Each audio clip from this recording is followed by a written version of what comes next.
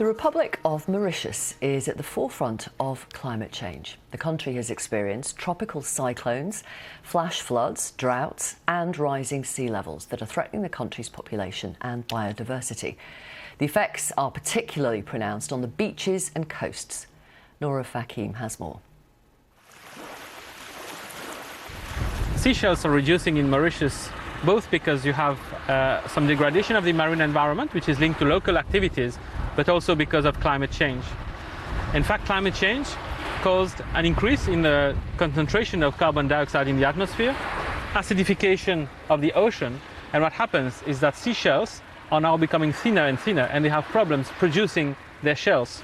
When I was young, I used to come to Mauritius a lot and I used to find plenty of shells here, but now there are less. How important are seashells? When you don't have those seashells, you don't have the predator, and then you have other organisms which start to proliferate, and it causes an imbalance of the ecosystem in the tropical islands and around the world. So seashells, they're nice, they're important in our hearts.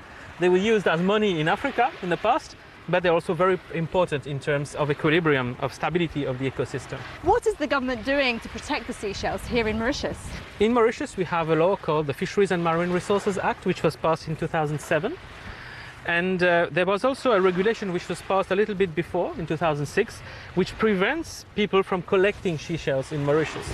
But it's quite hard to stop tourists because it's so easy. They're so small, you can just put them in your bag and just go. And sometimes it's sentimental because seashells are so nice and they represent a little piece of the destination you enjoyed. So that's the sad part about it, but it's part of the ecosystem.